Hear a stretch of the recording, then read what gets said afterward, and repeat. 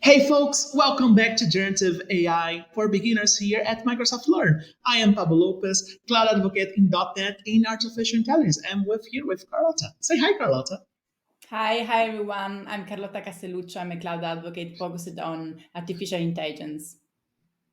That's incredible. So today let's talk about a little bit on the basics. You started on in the introduction. Now let's go deeper. Let's see how can we explore and compare different LLMs. Of course, now that we have on Azure AI are LLMs, but if you want to take a look at that, we can talk a lot later. But we're gonna talk a little bit about the comparisons on language models. So going from here, you're gonna see a little bit of foundation models, language models, and later, Carlotta will show a little bit on Azure AI.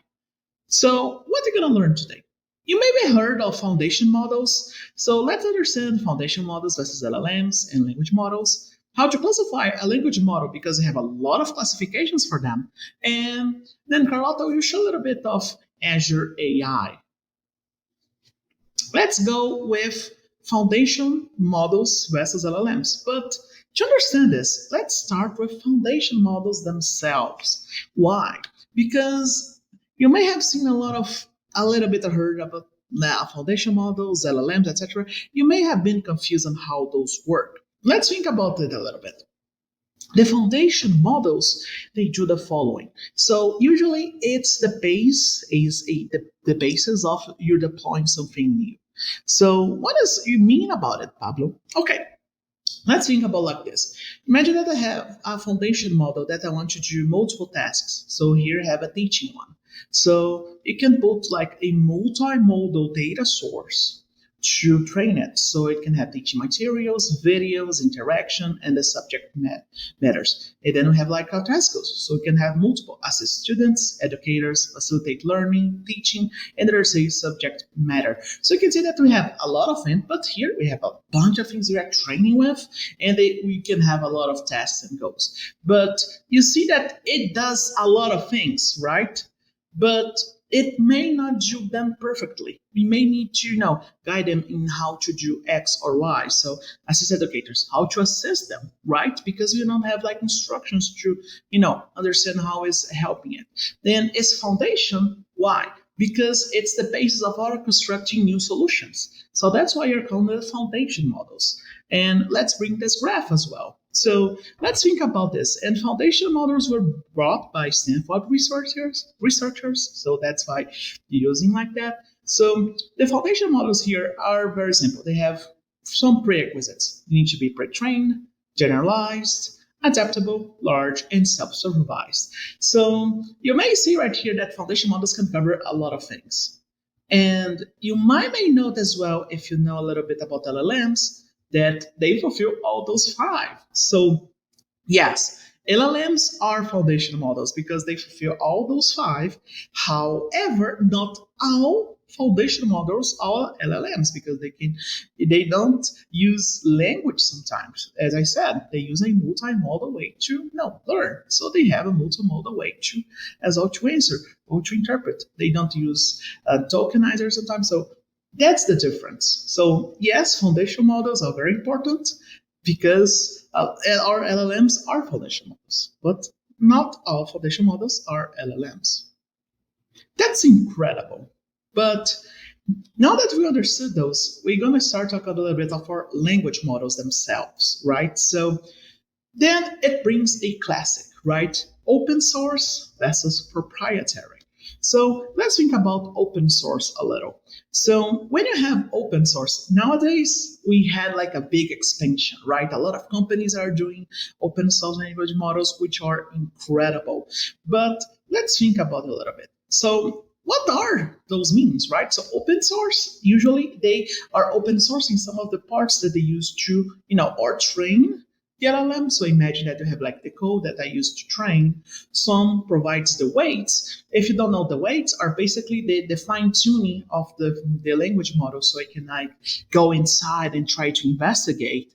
Or even some provide like the full model that you can just download and go and start having fun with, and you can tweak and do everything. So these are incredible, but here's the thing, a lot of them are provided by research groups or NGOs. So those usually what they have, they don't can have a lot of resources to be supported and to be updated with new features or new updates on security, on especially if you think about prompt injection, etc. So you may see here that yes, open source is incredible, but they can have some faults here and there, or maybe their licenses aren't permissive enough. But what we want to do?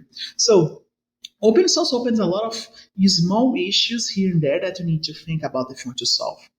Proprietary, usually they are much easier. They are already provided. A lot of those, of course, they are provided by APIs if you go to cloud services.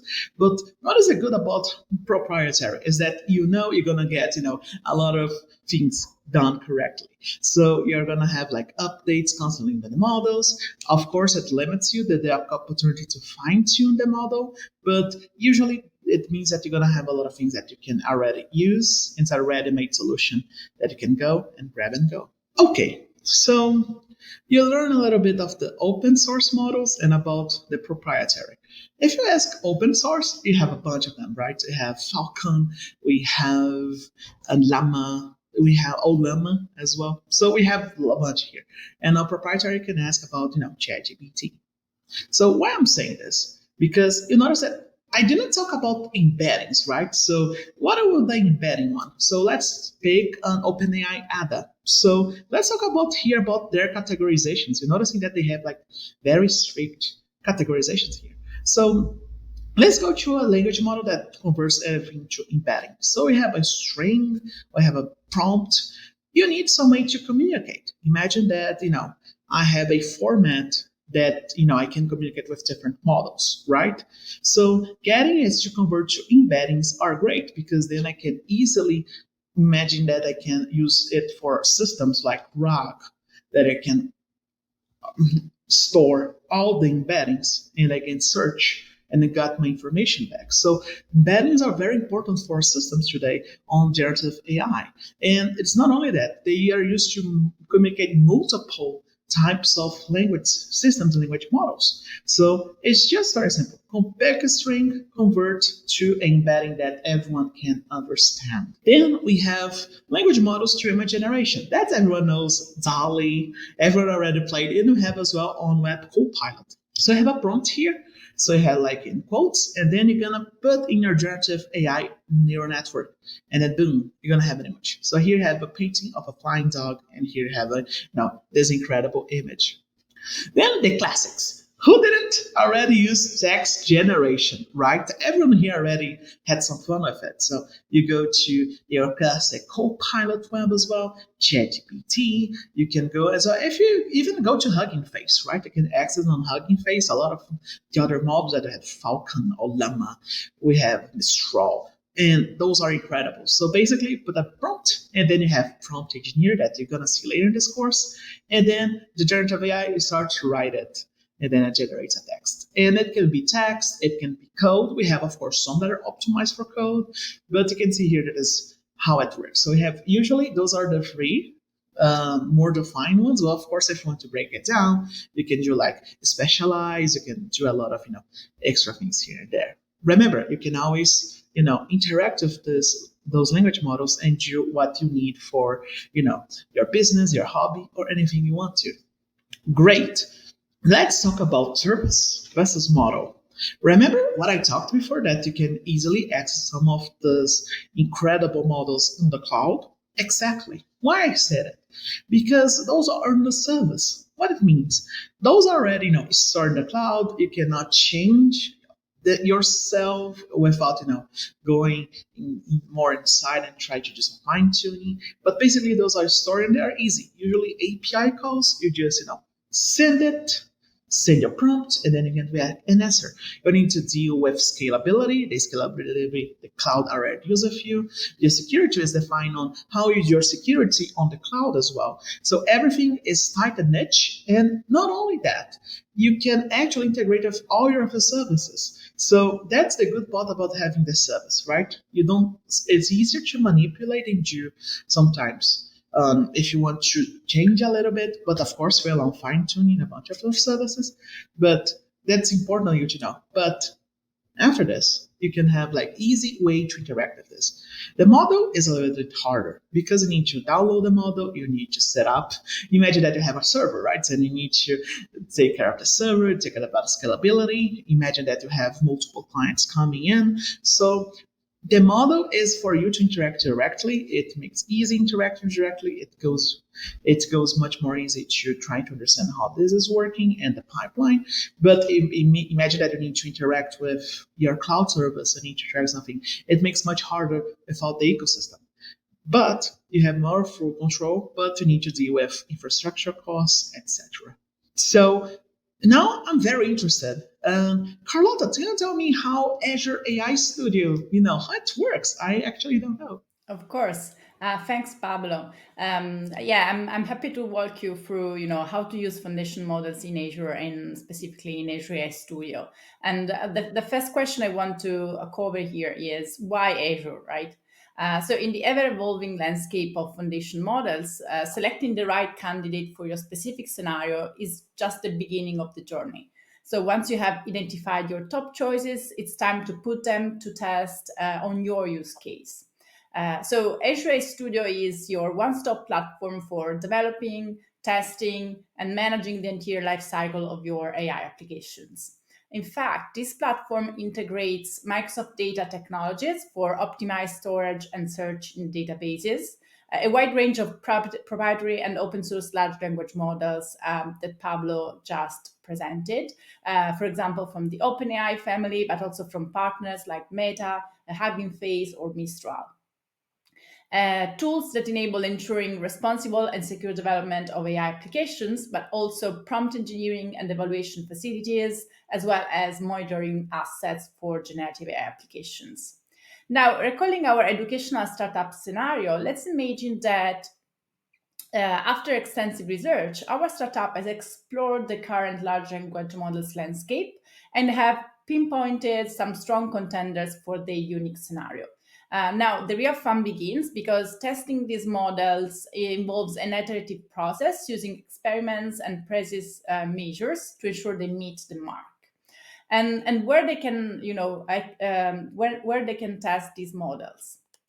They can do that using the model catalog in Azure AI Studio. Azure AI Studio provides a seamless experience with a user-friendly interface. So here's what you can do in the model catalog. You can easily find a foundation model of your interest by using different filters, such as you can search for the model provider. That can be Azure OpenAI, can be Meta, can be Hugging Face, and so on and so forth. You can search for inference or fine-tuning task. For example, you can search for Q&A or summarization task or object detection for computer vision kind of scenarios. And also you can filter by license, for example. And you can even look for a specific model, of course, by searching its name in the search box. Now, once you select a model, before you proceed with the deployment of the model itself, it's always a good idea to get to know your model a bit. So the model card in the model catalog provides a comprehensive view, complete with detailed description of use cases and training data of the model you selected. And for some models, you can also find some code samples, providing us with a sense of how inputs and outputs look like for real-time inference. Also, sometimes a bit of fine-tuning is necessary, and Azure AI Studio empowers you to improve your model's performance with custom training data for a selected subset of models in the model catalog, like Llama 2 70B that you see here in this slide. Once your model is, primed and ready, it's time to deploy it. Whether it's the original pre-trained model or your final tuned version, Azure AI Studio has you covered. In terms of deployments, for a few models like Llama 2 here, or the ones of the Meta collection in general, you have a couple of options. You can go with the standard deployment approach, which is real-time endpoint. So you deploy your model in your Azure subscription and you manage the infrastructure used for inference. Or you can use the recent pay-as-you-go type of deployment that has been introduced. And this means that you can consume, in this case, Llama 2 model as a REST API without caring about the underlying infrastructure, with an experience similar to using Azure AI Service APIs. So just consuming it as through a REST API. And this is what we call model as a service. Now, another interesting feature of Azure AI Studio is the model benchmark. Here, you can basically compare different models in the catalog using filters to determine the specific subset against some predefined performance metrics such as accuracy, fluency, coherence, and so on and so forth. And there are several test data sets you can choose to use for the comparison. When it comes to deploying large language models into production, businesses have a world of options, each with its own set of complexities, of course, cost, but also quality levels. Let's dive into these approaches and see which one suits different requirements. The first approach is leveraging prompt engineering with context.